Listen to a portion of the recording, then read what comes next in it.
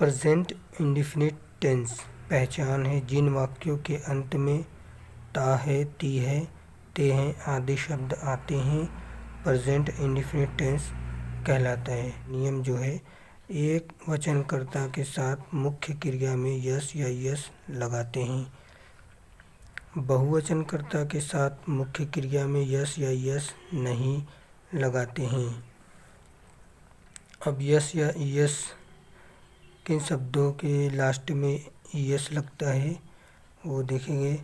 ऐसे शब्द जिनके अंत में यस लगाया जाता है वो कुछ इस तरह हैं। जिन शब्दों के अंत में O, X, Z, S, double S, C H, S H आदि अक्षर आते हैं तो उनके लास्ट में, उन शब्द के लास्ट में यस का प्रयोग किया जाता है।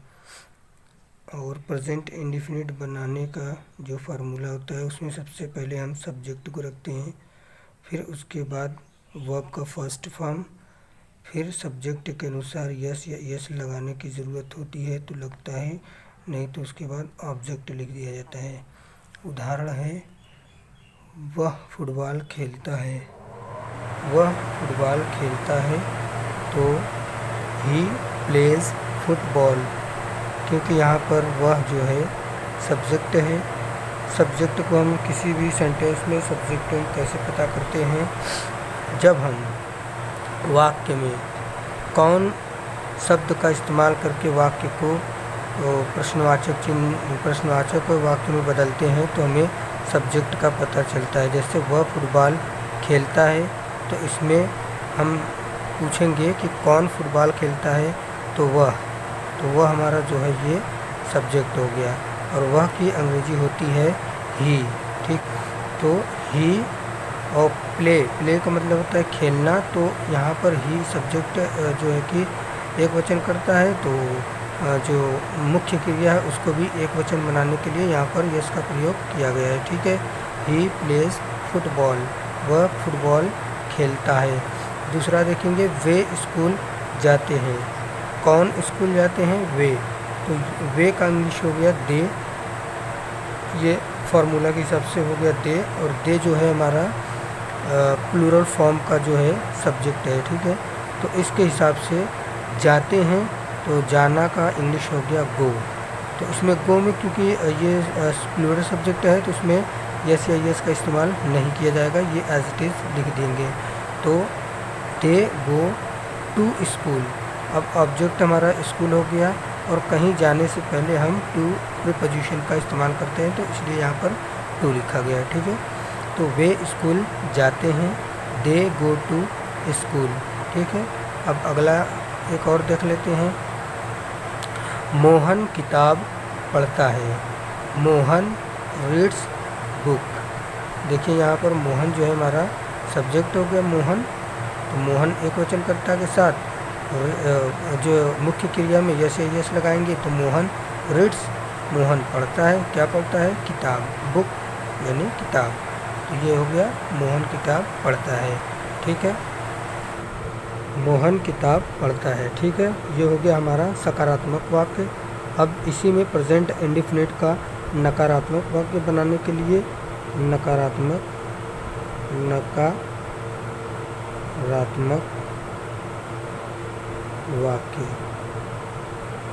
वाक्य, ठीक है, यानी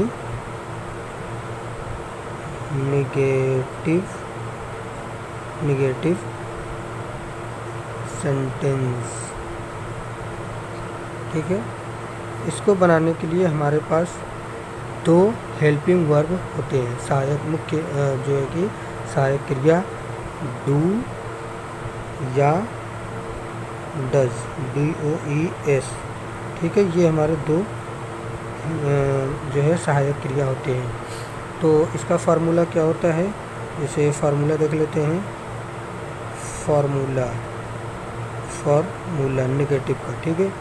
तो इसमें हम फार्मूले में सबसे पहले हम सब्जेक्ट के लिखेंगे, सब्जेक्ट प्लस डू या डज, फिर नॉट लगाएंगे। डू या डज प्लस नॉट प्लस मुख्य क्रिया मेन वर्ब, ठीक है, मुख्य क्रिया का फर्स्ट फॉर्म प्लस ऑब्जेक्ट, ठीक है। इस हिसाब से हम निगेटिव को बनाते हैं। जैसे वह फुटबॉल नहीं खेलता है, वह फुटबॉल नहीं खेलता है, ठीक है। तो इसमें हम वह फुटबॉल नहीं खेलता है, इसको कैसे बनाएंगे? वह की अंग्रेजी ही। अब ही के हिसाब से हेल्पिंग वर्ब में हमारा डज आएगा, क्योंकि ये सिंगुलर सब्जेक्ट है, ठीक है। तो ही, DOES, he subject he, do या डज, तो डज आ गया, plus not, he does not. अब मेन वर्ब, ठीक है, मेन वर्ब हमारा हो गया खेलना, तो play, he does not play football, ठीक है, football, he does not play football, वह फुटबॉल नहीं खेलता है। नकारात्मक हमारा हो गया। अब लिखेंगे हम, कौन सा बनाएंगे? इंट्रोगेटिव,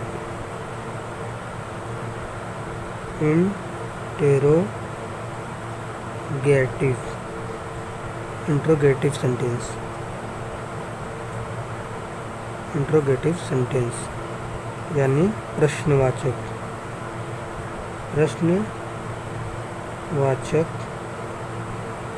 वाक्य, ठीक है। प्रश्नवाचक वाक्य बनाने के लिए सबसे पहले हम वाक्यों को पहचानना सीखेंगे। इस तरह के वाक्य में प्रश्नवाचक शब्द आते हैं, जैसे क्या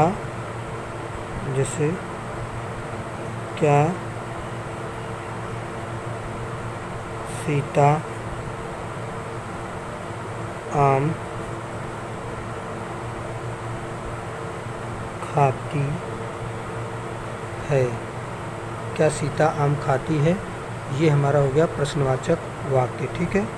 अब इसको बनाने के लिए हमारे पास फार्मूला है, वो है सबसे पहले हमारा जो है डू या डज आएगा, डू या डज आएगा। फिर उसके बाद हम में सब्जेक्ट लिखेंगे, सब्जेक्ट, फिर जो है मेन वर्ब, ठीक है, मेन वर्ब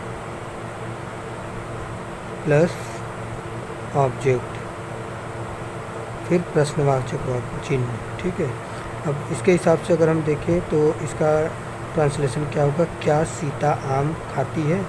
तो सीता जो है हमारा सब्जेक्ट है, तो सीता का इंग्लिश हो गया, ये नाम है, तो ये हमारा एक वचन करता हो गया सीता, तो इसके हिसाब से हमारा डज आएगा, क्योंकि सीता जो है सिंगुलर सब्जेक्ट है, तो does, DOES, does Sita, Sita किसी का नाम है, किसी लड़की का, तो इसको हम कैपिटल लेटर से शुरुआत में लिखेंगे, does Sita EAT, eat mango, does Sita eat mango, क्या सीता आम खाती है, ठीक है, ये हो गया। अब एक और जो है उदाहरण ले लेते हैं, जैसे क्या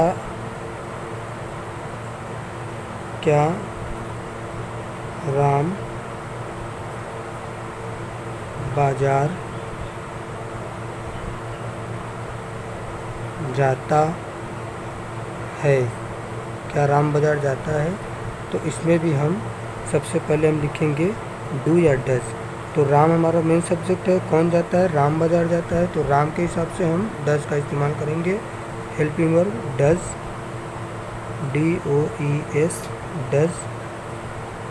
डज राम, ठीक है, डज राम बाजार जाना यानी जाना, go, does Ram go to market, does Ram go to market, क्या राम बाज़ार जाता है। अब अगर कोई प्रश्नवाचक वाक्य जो है बीच में आए, जैसे राम बाज़ार क्यों जाता है, राम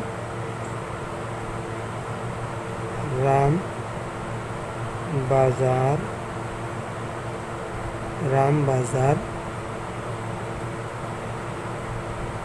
क्यों जाता है। अब यहाँ पर प्रश्नवाचक जो है क्यों यहाँ पर वाक्य के बीच में आया है, तो इसके लिए हमारा जो है फार्मूला होता है। फार्मूला क्या है इसके लिए, क्वेश्चन वर्ड को लिखेंगे, फिर डू या डज लगाएंगे, डू या डज, फिर सब्जेक्ट, फिर मेन वर्ब, फिर ऑब्जेक्ट। ठीक है, ये हो गया। तो राम बाज़ार क्यों जाता है, तो क्यों की इंग्लिश हो गई वाई, वाई। अब यहाँ पर राम जो है सिंगुलर सब्जेक्ट है, एक वचनकर्ता के साथ डज लगाते हैं, why does, why DOES, why does हो गया। इतना हम बना लिए, ये हो गया क्वेश्चन वर्ड।